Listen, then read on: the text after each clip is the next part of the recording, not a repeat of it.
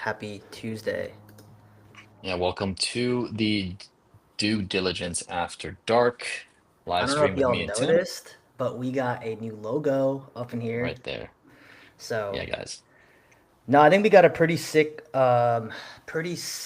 episode today. This is going to be more like tactical, I would Yep. say, or strategic.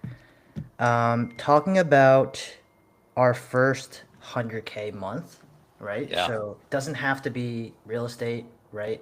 But these fundamentals can like be applied to anything you're really doing. So, how do you want to kick this off, dude? Well, I'm gonna kick it off with it's been when I first made my first 100K month, I was like ecstatic. I was like, holy shit. This is freaking crazy. Was it top I'm just line made or bottom yeah. line, bro? It's top line. It's top Yeah. line. But the bottom line was pretty big too as well. After the expenses that were accrued onto that. But still, I mean, like a high five-figure 80K, 90K Yeah, month, hell yeah. dude, like a 100K top line, it's still really good margins if you guys think about it, right? And getting that, getting close to that number over and over every single month is like it's a high. Like you get it's a crack. Oh my God, it's like crack. It's like crack, dude. I and Yeah. guys, if you guys don't know what top line is, so top line is revenue. So it's how much money your business makes before you take that profit, right? So top line is just straight revenue. When people talk Hmm. about bottom line, it's usually your profits after you pay out, all your expenses, ads, employees, whatever. And so when people talk about I made $1 million, usually they talk about revenue and not profits. So just a little Yeah. heads up for you guys. Yeah. And top line is great to look at as far as everybody kind of like woo woo woo, like look how much top line I make, but like at the end of the day, like what did you actually walk away with? What is actually sitting in your account? And so when I was making when I made my first 100K month, it like unlocked a like mindset, a mind shift for me. I was like, dude, this is very doable in real estate, and Oh how yeah. that will transcend you in a sense of like, okay, I need to do more of the thing that will get me this result. And it's like crack. It's like the best crack in the world if you like money, that is, right? It's Yeah, like I I like money. I want to start off by saying like when we both made 100K on separate businesses, Yeah. obviously we're known for real estate, but the one thing I do want to highlight is I've been doing this for 3 years and I was nowhere close to getting to that point or getting to this point when I first started. So Yeah. I want to kind of paint the picture and say that this is not a tomorrow thing. I mean, you can hit gold and make a ton of money off a deal. And Yeah. how I made the first 100K with wholesaling was not from just one massive deal, it was a chain of multiple deals within a single month. And with that, it takes time, it takes skills, it takes systems, right? And Hmm. we'll talk about what major pillars that you should have in your business in order to achieve something like this. But I just wanted to Yeah. set the frame that this was not an overnight thing. I mean, Phil's been flipping for how long? I don't know how years, right? Years at this point. I kind of hate it at this point. So yeah, it's a great skill to build because there's obviously different pillars within fix and flipping, like how Tim made his first six-figure month versus how I made my first six-figure month is completely different and different niches within real estate. So I mean, we can kind of break it down niche by niche, and then kind of give an idea of like what it takes. That way, like, it's all tactical at the end of the day. Yeah, I think to hit any type of revenue goal. So like if Hmm. you wanted to make 100K your first month, or not your first month, but like in a month, or you want to make 30K in a month, 50K, whatever it is, you need to have systems in place. So Hmm. I'm going to the three pillars. So like leads and marketing, that's one. Hmm. Number two, sales and conversions. And Yeah. then three is your operations and systems, right?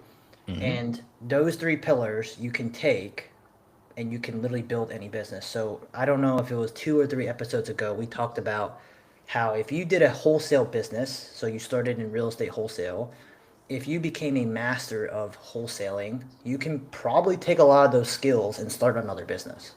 Yep. because it's sales and marketing, right? And then sales or all that stuff. And then you also need systems. So no matter how you cut the cheese, those three pillars will always lead to revenue or profits for your business. Hmm. So we can kind of start with like leads and marketing. Yeah. Yeah. So, I mean, for me as a fix and flipper, I had a partner that did all the acquisition side of things for lead and marketing. And he was a wholesaler, basically what Tim was doing, and still doing. And so he would generate leads, he would close them, and he would just pass over the fence to me as the operational person. I would basically manage contractors, build out scope of work, and basically make payments and go ahead and sell the property as well. So for me, that was all taken care of on the front end where I didn't have to do it, even though it took a lot of work too as well. So like both sides of the equation took work. Now, depending on the duration of it will matter at this particular point, and like kind of what you as an operator are good at or what you want to lean towards. For me, I didn't want to talk to sellers. I'd rather just talk to contractors and just manage it that way and build systems to be able to get us to the finish line. So for me, I had an easier time, but I'll pass it over to you since you are in that particular marketing and sales pillar. Yeah, I think number one for marketing and leads, like leads is the lifeline of any business. And Yeah. ultimately, to be a successful business owner and to grow a business, you need to have metrics, right? Or the Hmm. famous sexy word is KPIs, right? Your key performance indicators, or just things like in translation for simpleton is things that you need to track in order to make decisions. That's Yep. basically what it is. If you're not tracking KPIs or tracking metrics, you can't make an informed decision. And a lot of it comes down to this, right? Haven't you guys ever had the experience where you think you're like, this is the answer, or like, I think we're gonna do this. I have a feeling that using this lead generation is the way. Like, I Yeah. think PPL is the way. How many times do you think like people do that on a day-to-day basis or a weekly Dude, basis with their team? It dude, happens like more often than you think. I know.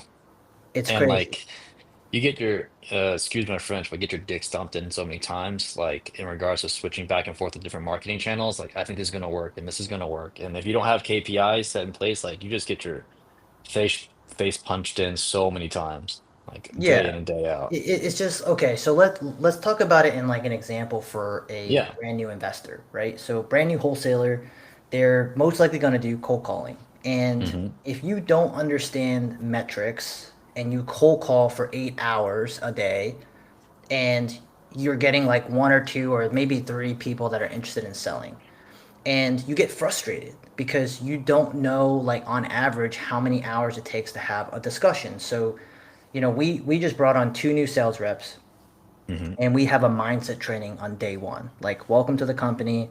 Here's your first day of training. Mandatory video is mindset. And in that mindset training, it says when you're a brand new cold caller, expect to call for 2 hours and get one person interested in selling. Yep.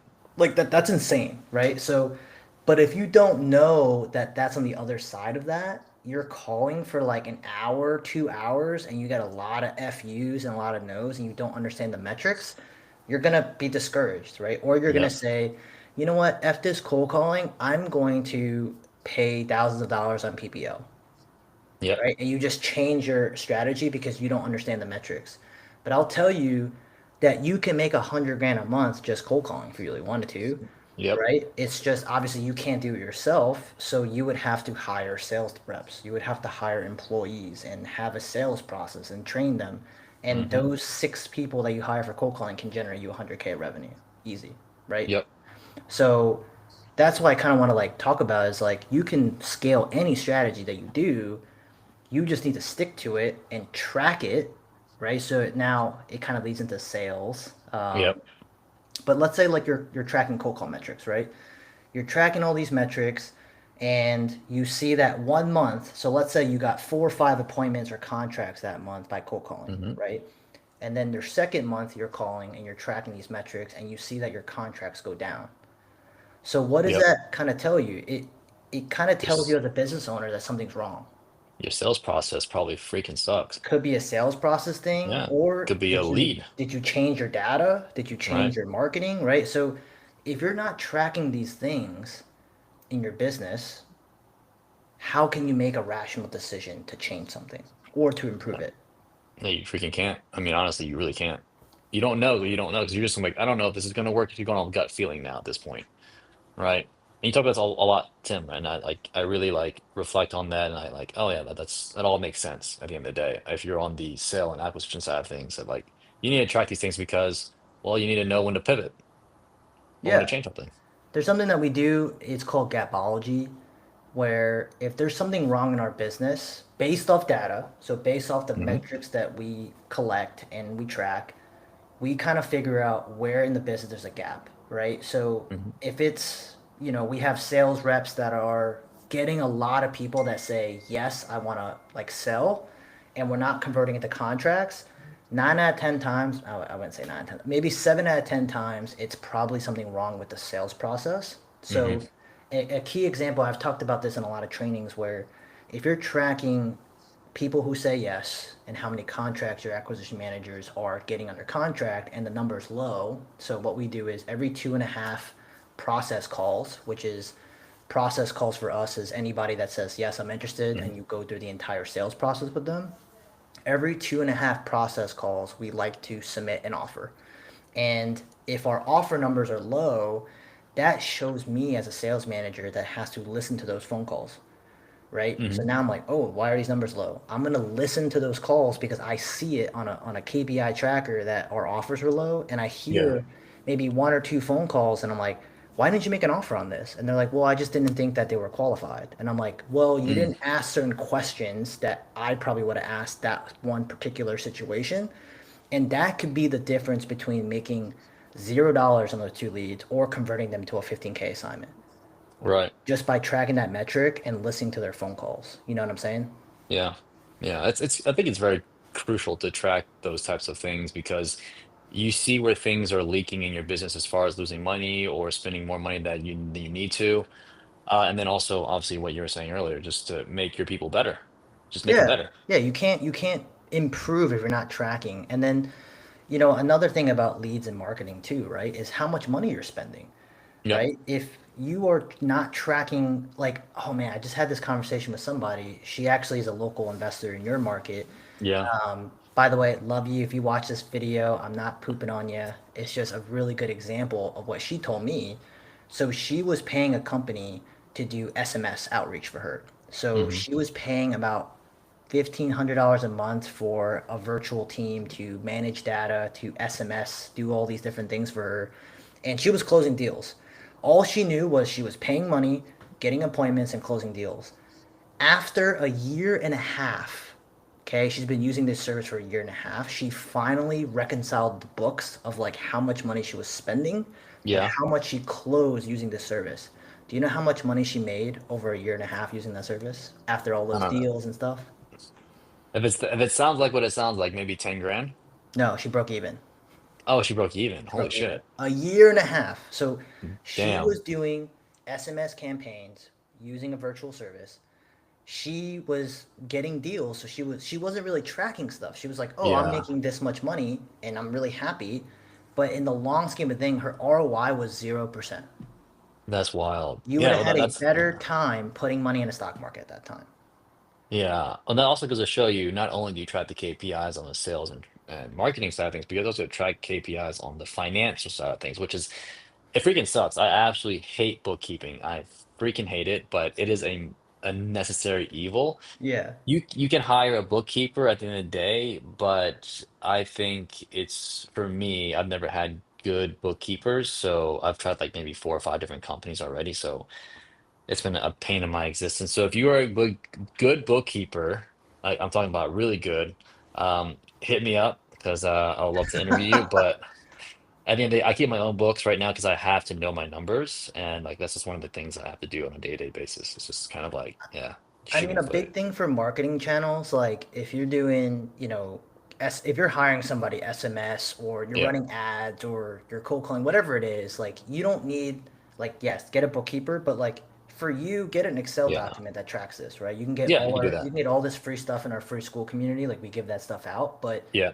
at the end of the day, if you're running money or you're spending money to generate leads, this would be ROI. You have to track Yeah. return on investment because ultimately top line is amazing, but you want to see how much money you're making, how much Yep. profit you're making. Because if she was tracking ROI, she would have noticed 6, 7, 8 months ago that she was breaking even and not making any money and doing all that work closing deals. Like, Yeah. you know what I'm saying? Like, She could have pivoted faster. She could have stopped basically. She could have made money. correct, right? So Yeah. she could have done everything herself and made a higher ROI at that point than hiring out. So that's what I want you guys to understand that truly live a profit first model. So every dollar that you spend, you want to make at least 2 to 3x your money.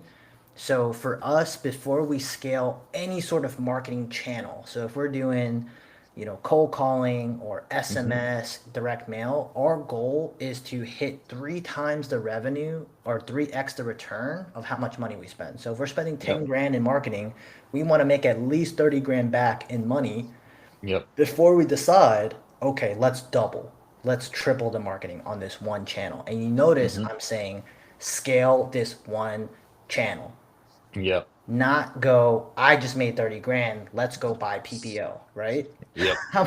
I know too many freaking wholesalers out there that make a little bit of money and they watch a YouTube video and they spend all their profits on a new marketing channel and make absolutely nothing. Stick to what works. Yeah. Stick to what works, please. If cold calling is working, stick with cold calling. If texting is working, scale that. Like, I don't Yeah. understand why everybody wants to do 6 different marketing channels and then suck at all of them. Or you can do whatever you guys want to do. This is your life. Yeah, But it's your life at the end of the day, you right? do whatever the hell you want to do, basically. But what Tim has been finding is that you stick with one thing and you double down and then you triple down. And then if that doesn't return a 3x return, then you can pivot at that point. Um, and think of a different channel. Or you can do whatever the hell you want to do. It's up to you guys. It's up to you guys, right? But I'm saying stick to 1 to 2 channels, right? Make some money and then grow it because here's the thing.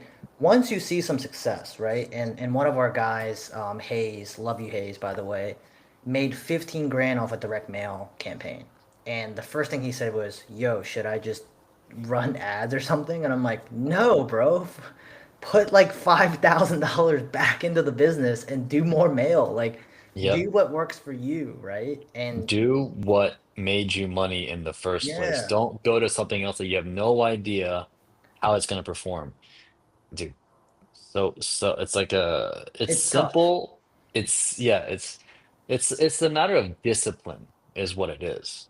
It's all it is. Don't get the shiny object syndrome. Like don't get the lady in the red dress. And you gotta understand the metrics if you jump into a different marketing channel, what it takes. Because you may not even you might get lucky on the first marketing channel. You're doing Yeah. really well for whatever reason. Then you're like, okay, cool, let me go jump into something else. I'm gonna feel lucky then. But if you don't know the metrics, you're gonna get so obliterated, so fucked. Yeah, and when you're looking at like when to hire, right? A lot of people love to hire out people so they don't do certain things. And I Yeah. 100% agree with that.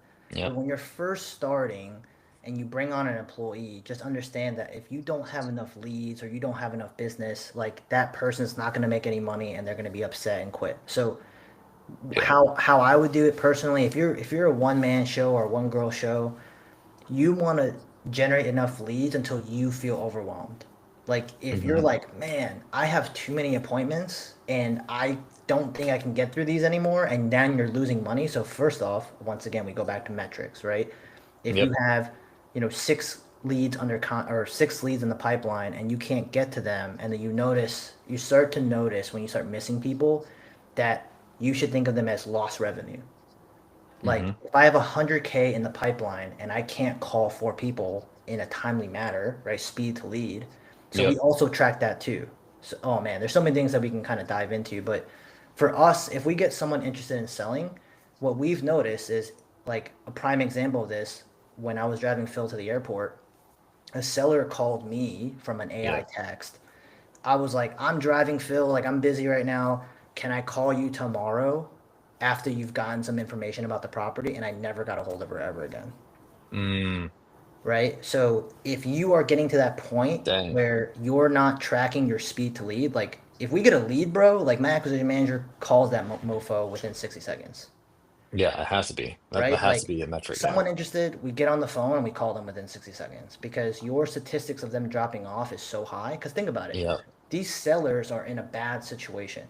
And if you're not calling them within 60 seconds and they're filling out a website form or they're doing Yeah. something, they're filling out another website. And I promise you, a dialed in company is going to call them within 60 seconds. Yeah. Easily. Right? So all those opportunities, track that as lost revenue. And trust me, when you track lost revenue, your butt will pucker up and you will definitely dial in. Right? When you see Mm, your sheet and it's like, oh my God, I lost 60K of deals because I'm missing appointments or whatever. So that would be a sign for me to hire somebody, yep. right? But don't hire someone because you're just lazy. Hire someone because you just can't keep track of things or you're just running behind or you just don't have enough time in your schedule. 100%.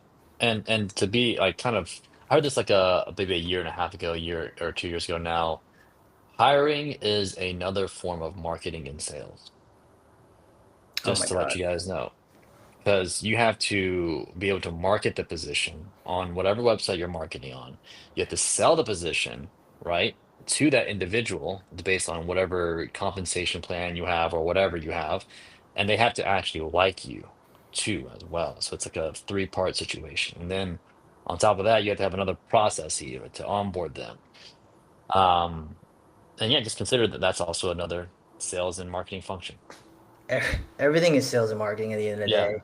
And, ultimately, at the end of the day, it's, in order to become, in order to make 50, 60, 70K a month, whatever it is, or 100K a month, which is the title of this video, is you have to become a business owner, right? And that's the mindset of it is if you're not tracking metrics or you're not making data driven decisions, it's a hobby. Yeah. You are doing a part-time job after your normal W-2, and that's okay. Like you can make a few deals a year doing that. And but the thing is, are you going to shift your mind into becoming a business owner and running a business, having Mhm. processes, onboarding processes for new people that come in? Like it takes a business in order to make this much money. It doesn't just happen by you just picking up a phone every night and calling. Like you can definitely make money off it, but you're not going to what everyone says is scale. Yeah. It's true. Um, are you complete on that particular, I guess, vertical, the pillar of Yeah, bro. I know. okay. Marketing leads and marketing is like Yeah, is it's a everything in the lot. It's a business. lot It's a to lot, kind of yeah. unpack. And metrics and KPIs roll into like sales as well. Because when you're rolling into sales, like everything is still tracked as well. Like what's your Hmm. close rate? What's your, you know, how many appointments are you doing? Like what's your closing rate? What's your getting you on a contract rate? Right? And then what's the actual like deal that you close on the other side, right? So you get a Yep. contract, but does all of them close and make money? No, right? Industry standard says every 10 deals, 3 fall out, right? So Yep. and whatever the case may be, but so you got to understand like that stuff too, where if you're getting 10 contracts locked up, just expect 3 of them to fall out either through like bad title or there's just too many liens, whatever the excuse may Hmm. be. But that's just the realism of the business, right? And what you're dealing with. I mean, to go on the flip side of things, you can make six figures not having any of that and just going blind, by the way, guys, if you really wanted to. Like, it's not gonna last very long, just FYI, but I mean, it's people has done it with less and less metrics. Um, and you can track nothing and still make six figure in this business.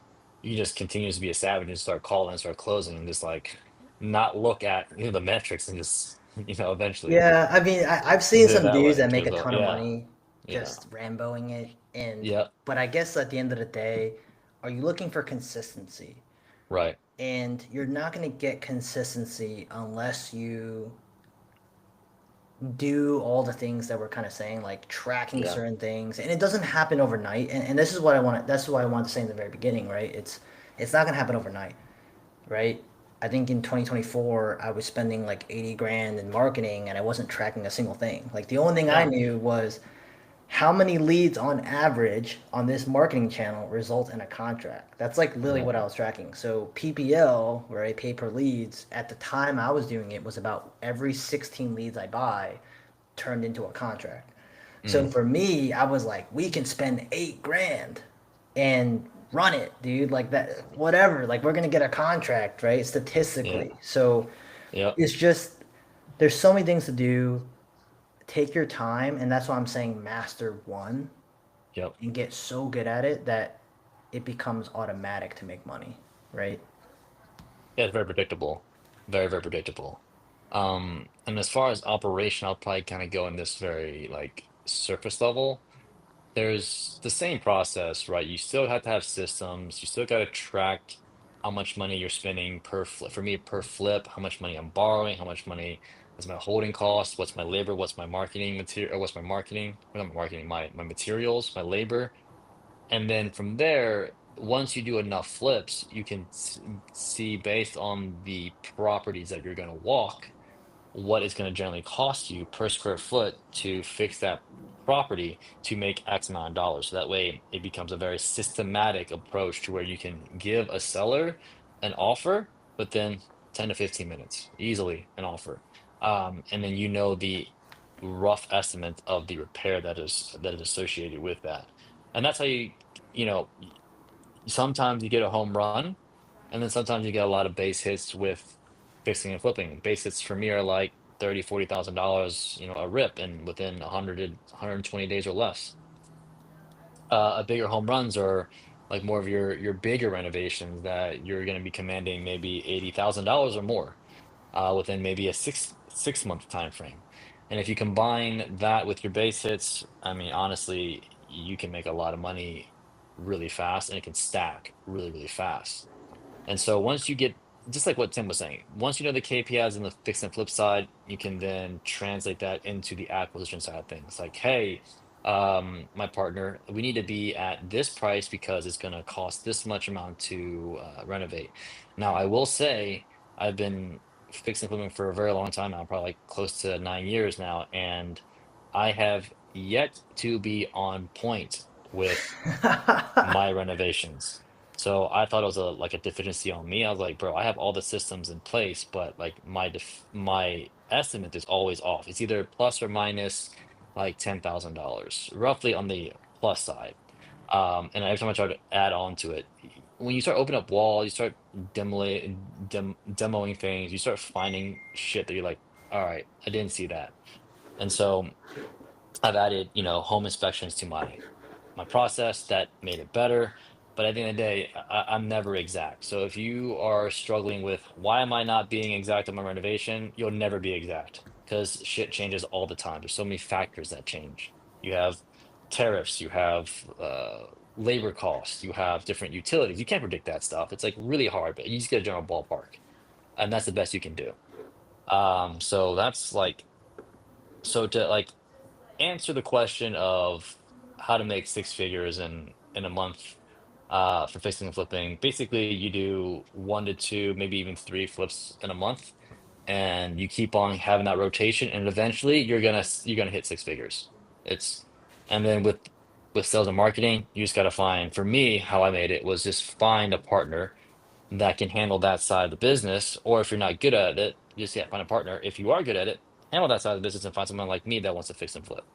Yeah, So and like, by the way, me and Phil do not work together in that yeah, capacity. I do yeah, not feed him deals in Virginia, but yeah, but it's at the end of the day, the number one friction point in terms of like growing a business, what I've learned is lack of consistency, right? And what I mean by that is like you think you're working really hard, or you may be working hard, but like, are you working to the most efficient possibility of what you're dealing with, right? And like, at the end of the day, you can work the same amount of hours that I do in terms of a wholesale business. Like I Yeah. don't physically cold call anymore, but we do different things, right? Like that take time.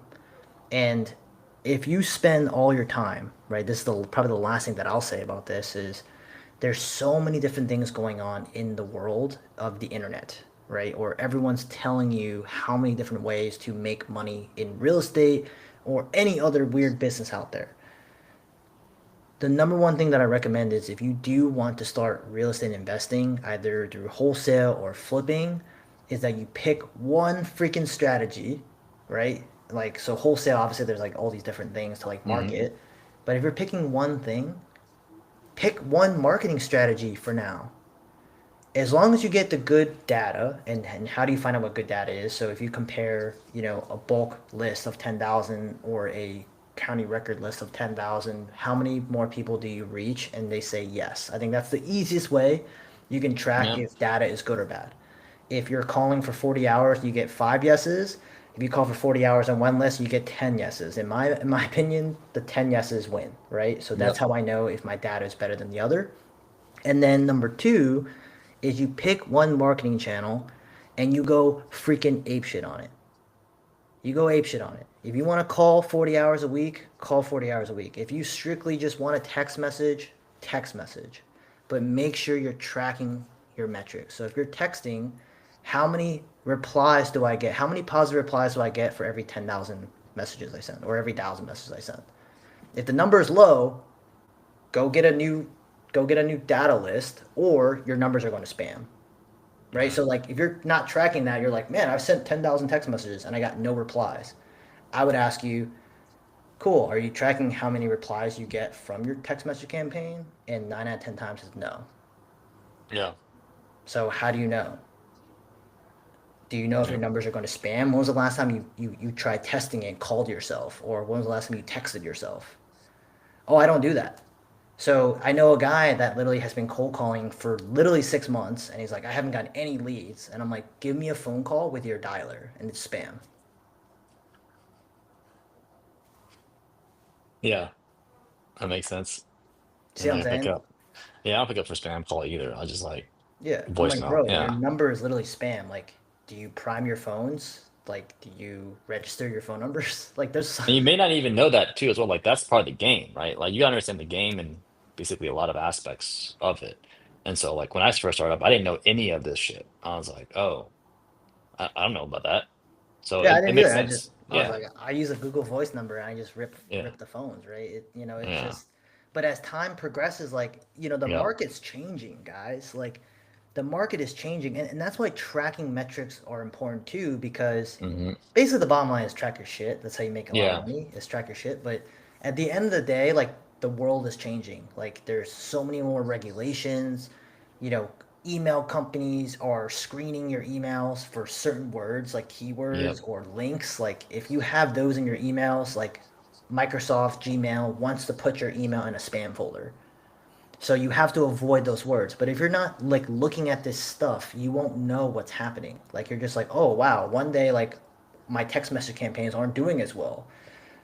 Because your phones are probably getting reported as spam as people keep replying stop. Like, are you cycling your cell phone numbers? Like, Yep. you know what I'm saying? Like, there's stuff like that is like you have to maintain like, idea of like where you're at. So like, if you're getting 1,000 responses one month and then 1,000 the next month and then one month it's 500, you're like, oh crap! Like that should show you that there's something wrong in your system. Yeah. 100%. I agree with that. That's really insight on the business that is wholesaling. I absolutely hate wholesaling, so take it from him. Wholesaling sick. No, I'm just kidding. Wholesaling is not as bad as you think, but there Yeah. is a lot of things to be more than just the dude that's like cold calling, waterless, right? Like, I know some people that watch a certain channel and they get a lot of information on, calling certain lists, like fire lists and stuff. And I'm Hmm. like, bro, like, stop calling the firefighter list. Like, that's dumb. Just stick to free foreclosures when you first start. And I promise you, if you stick to that for 6 months, you'll get your first deal and then you can spend some money on marketing, right? Like, Yep. There's so many ways to make money without spending a lot of money, but in order to scale, you do need to spend money. And I think that's the last thing that we should kind of talk about in terms of Yeah. how to make money in business in general is you have to spend money to make money at the end of the day, right? Like either Hmm. advertisement or like think about all these companies out there. How many Yep. ads do you see on TV? You see a lot. You see a lot on. How many I ads do mean, you see on Instagram? dude, it's infinite amount of ads on there. Like you cannot run away from ads. It's These impossible. companies have, if major companies have to spend money to make money, why do you think it's different for you?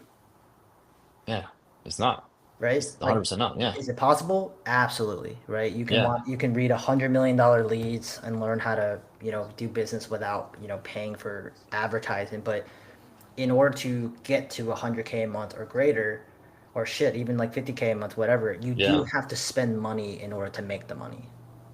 It's impossible not to in this basically when you're in business. It's like I think the best way to put it is like if you are in business and if nobody knows you're in business, how can you make money? Well, one way you can just spend money to make money, like we've been talking about, or you stick a sign up somewhere saying, I am in business. I think Pace says it's the best, right? If you open a burger shop and you have no sign, how do people know that you're selling freaking burgers? It's literally impossible. Yeah, they have to Yeah. accidentally go through, right? Yeah. And there's a man, I had a really good example that I wanted to kind of share in terms of like making money with paid ads or spending money in general. Okay, Well, actually this is a you, really good point. So let's say Phil is free 99. He has no money, yeah. doesn't want to spend money, and I'm paying for whatever I'm paying for data, right? Yeah. So a free 99 person will pull the same list that I am. So we're do pre-foreclosures, right? He will Hmm. pull it from the city, which is, by the way, you can do this absolutely for free. Pull it from the city, then you get this raw list of data, and then you have to spend 2 3 hours manually skip tracing through True People Search. So Hmm. how many people online tell you you can skip trace for free? That's You can. 100% true, but they Yeah. don't tell you it takes like 4 hours. Okay, Yeah. It takes forever. if you have a list of 1,000 people, it's going to take you about 4 hours to manually put each address into True People Search, and then like any skip tracing service, it's going to be 60% accurate. Hmm. So now you have a list of people, and then guess what you have to do now? Gotta call them. You got to call them. Okay? So by the time you finish that, I've already called that entire list. You've already called 4 hours with the people, Yeah, at yeah, least. yeah. Or someone on my team has already called 4 hours worth of data. And then we've Yeah. also text messaged them. We've also shot them cold email, right? Like, Yeah. that's the difference. And I'm not saying it's impossible, but that is a prime example of paying to win or Hmm. paying to make money versus like doing it free 99. Yep. Money loves speed. Correct. Money loves speed. And I mean, So there's no different for me 'cause as a fix and flipper, I pay for Tim's services, basically. Not him particularly, but us wholesale services. So I will pay wholesalers to do the upfront work that I don't want to do, and I'll just go ahead and rehab it. Like last year, I ended up paying close to 114, $118,000 on just leads, on just assignment like deals fees. that, yeah, assignment fees. And so like, is it worth it? That depends on you. But for me, it was worth it because I didn't want to do all the bullshit that he was doing. I didn't want to do all So, that. well, I think meant about it this my own way. bullshit. Yeah, Let's think about it in an ROI standpoint. So, exactly. you Yeah. spent 140 grand in assignment fees, but how much money did you make from paying that fee? Well, I basically 3x it. There you go. Yeah. Yeah. So Worth it it for was you. me. Yeah, it's really worth it for me. 3x. Yeah, I paid. I mean, plus the thing is, like, if you have a good relationship, it's not really your money, it's someone else's money that's paying for that, right? As long as the numbers make sense. And so for me, all that money was spent from my lenders that trusted me as the operator to go ahead and make money for them. So it's a win-win-win situation for everybody involved. Absolutely. Absolutely. Yeah. Are there any questions out there before we wrap this up in a bow tie for you guys? I don't know who Noodle is, but you deserve a spotlight. A little noodle here. But no, I appreciate you guys. Like I said, we go live every Tuesday. Rep the Due Diligence After Dark logo here. That's pretty dope. Appreciate you guys, and we'll see you guys next Tuesday at 6 p.m. Peace.